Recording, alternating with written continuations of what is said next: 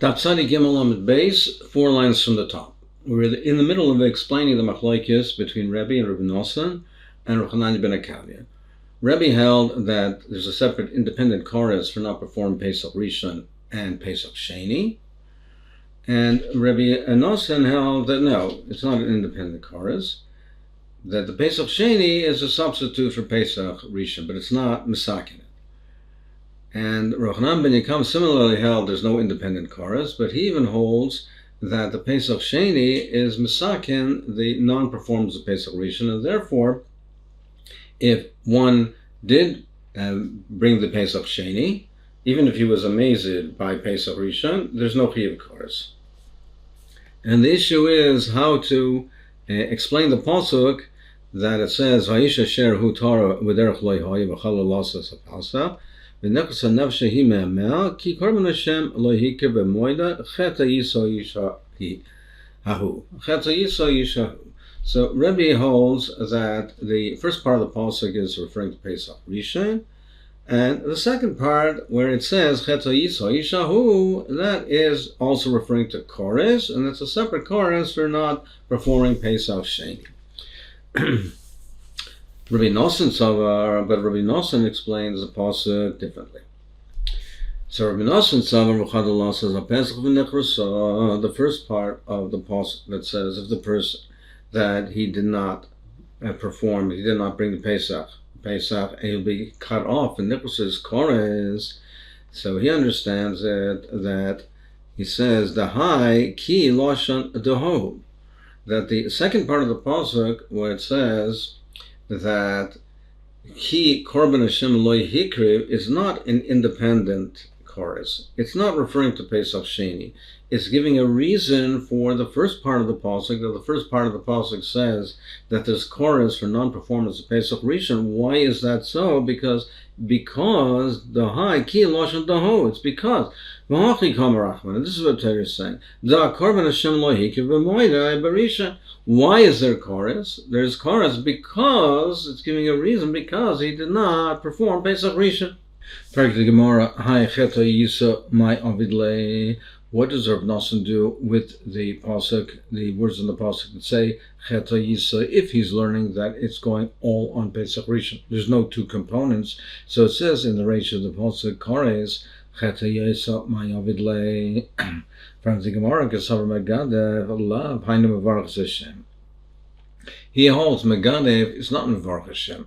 So therefore, we need a limud to teach us that Mevarach Hashem, there's chorus. How do we know that? So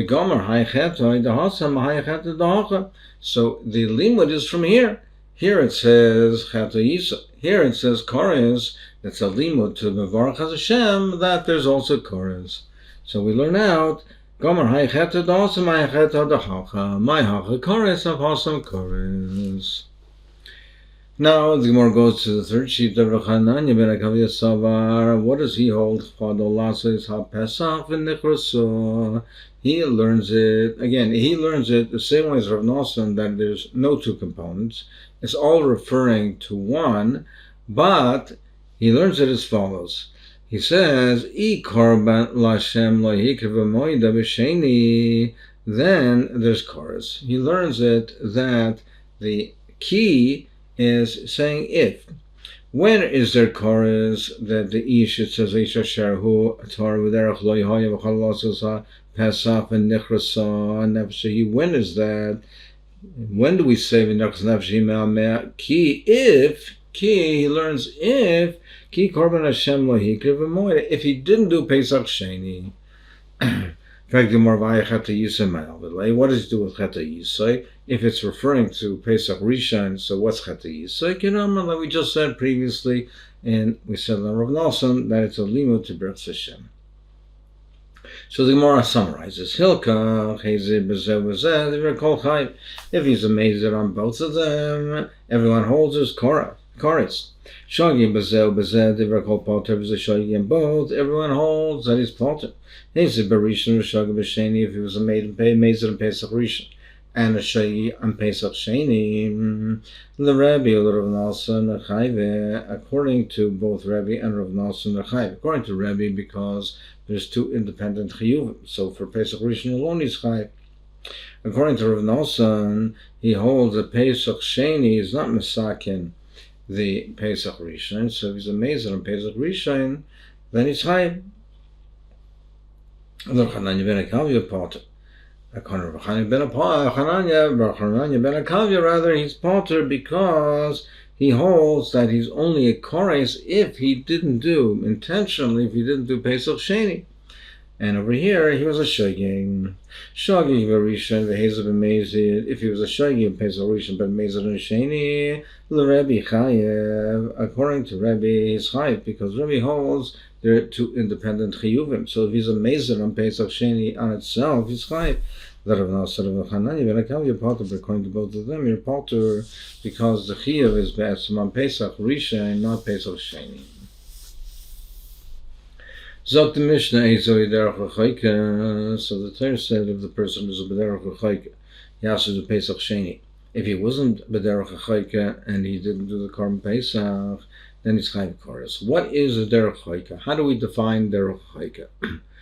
So we say Mina Modim V'Lachut. It's from the area, from the city, the town of Modian, and further away, and beyond, and beyond. There's Derech L'Chayka, but closer from Modian, with closer to Yerushalayim, then he's not B'derech L'Chayka. And the same distance that it is from there to Modian in every direction. And we'll define that shortly. Div Rabbi Kiva, that's what Rabbi Kiva says. So Rabbi Kiva learns Derech L'Chayka as meaning literally he's far away. But Rabbi Elazar says no, means Kupas Hazor L'Chutz. It doesn't mean literally he's far away. It just means he's outside the threshold of the Azora. He's beyond the threshold of the Azora. But it doesn't mean that he's literally far away. Amrli Rav Yosef says, L'fichach nokat al hey. That's why there's an akuda, there's a dot on the letter hey in L'Chayka to teach you loymar loymim nei sharach vadai elam iskupas azor l'chutz. So to support what Rabbi Elazar said, he said therefore there's a dot on the L'Chayka. So the way Rashi explains it is to tell you that we minimize the L'Chayka. It's not really far away. It's not that far. It's just from the iskupa l'chutz.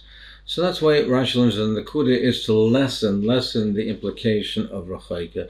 The Yerushalmi learns and says L'Chayka, it's to therefore eliminate the letter. So instead of L'Chayka, it's Rochayk. So therefore, the L'Chayka would be implying that it's on the derech L'Chayka. The dot on it, then the Kuda is that it's Rochayk, meaning to say that as long as the person is Ish asher hu Torah or b'derech is b'derech, and is b'derech, and he's, even if it wasn't L'Chayka, he's just on the derech. As long as he's on the derech, he's considered to be Rochayk. That's what's considered to be Rochayk. So it doesn't mean a derech L'Chayka. That means that if a person is on the derech, meaning as long as he's outside the Skupas Azora, he's considered to be Rochayk, and therefore he's potter. Dr. Gemara Amar Ula Mina Modim L'Shalayim Chamisha Asa Milan Havi. What's the distance from Modim to Shalayim? He says it's 15 milan. It's 15 milan. So how does he learn that? Savra Laki Had Amar Rabba Baruchan Amar Rav Yechanan. He holds like Rav Yechanan says that Kama Mahalach Adam B'Yayim Asar Parsais. What's the average? An average person can walk in an average day. How much is that? That's 10 parsais. That is 40 mil. A mil is alpaim amma. So that's the amount that a person can walk in the average amount in a day. So we learn as follows. From Alois till Netzachama, till the sun rises. So that's, a person can walk a distance of 5 milim. And Mishkiyas Chama, Vatzei Chama, Chameshes milim. And from Shkiyas Chama, from sunset till the stars come out, also it's 5 milim. So that's a total of 10 milim. Pashal Tlosen. So therefore, the subtract from the 40, 10, you have 30. So you split it evenly between from the Netzachama till Chatzois, and from Chatzois till Shkiyah. So Chamesar Mitzaf L'Pal. So that means that there's 15. You can walk 15 milan from the sun, from sunrise, from Nes until Chatzais. And 15 from Chatzais until the evening. So therefore, what do we see? That from Chatzais until the evening, you can walk 15 milan. The Korban Pesach has to be shechted bein harbayim. It has to be shechted in the afternoon.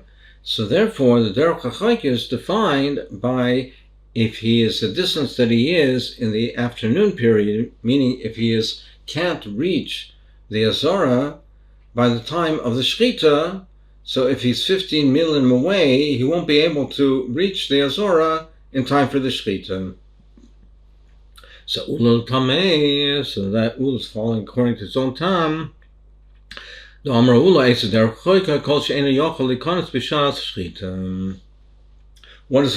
hachaika? It means it's defined as if he will not be able to arrive during the time of the shchita, of the slaughtering of the Korban Pesach.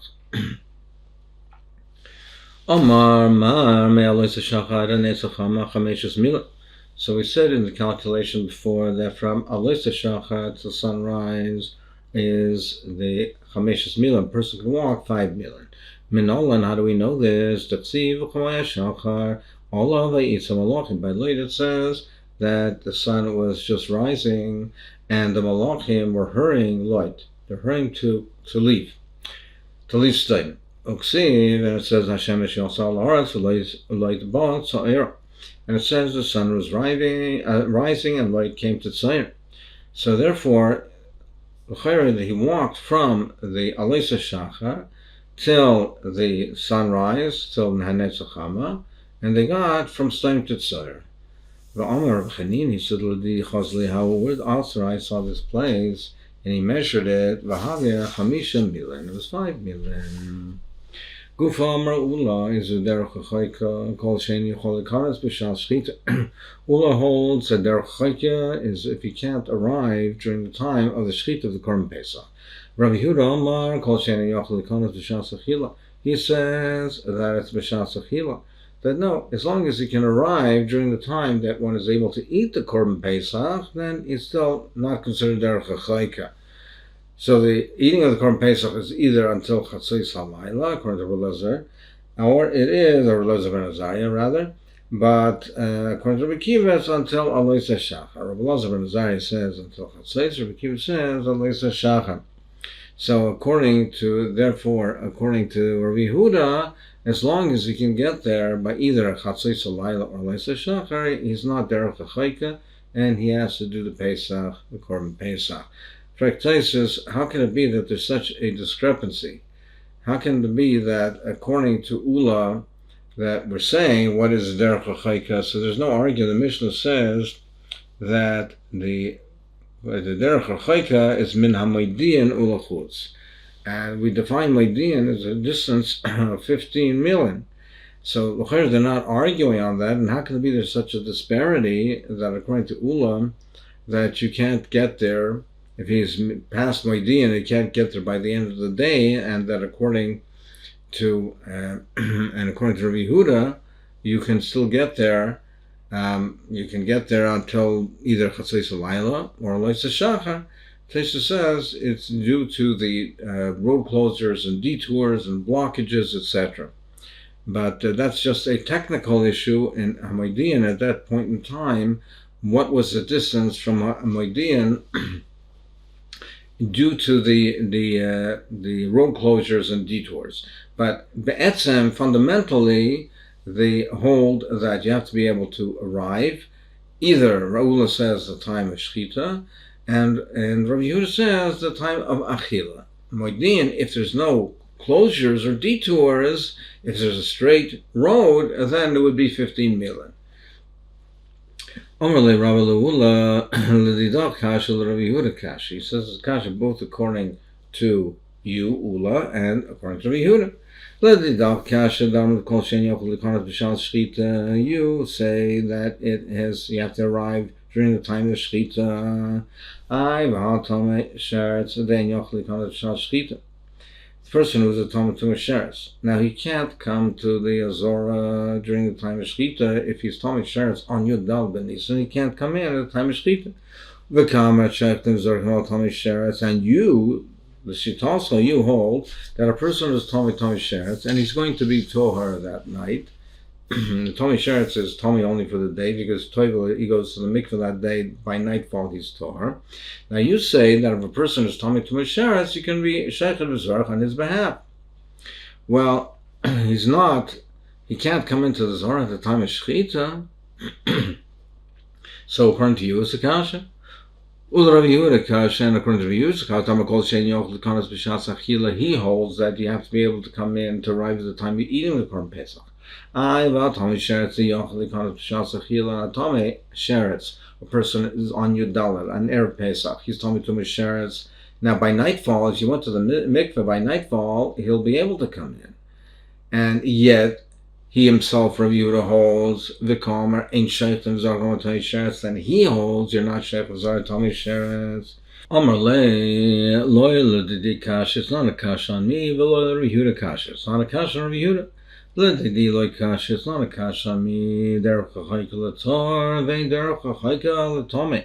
When the Torah says derech chaika, and the definition of derech chaika, that's for somebody's Torah. Now, in the context of derech chaika, it says u'bederech haya v'chadol las. It's a passage that talks in terms in the context of shechita. Therefore, in terms of the derech chaika, the Torah talks in terms of that he's derech chaika relative to the time of the shechita. As far as someone who's tomei, it talks in terms of relative to being there and being able to be there at the time of the achila. And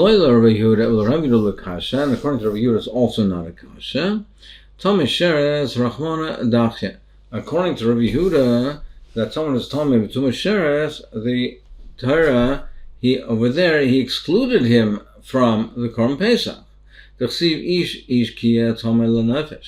A person who is Tomei, and it says that he's Tomei, and he will not be able to do the Korban Pesach. He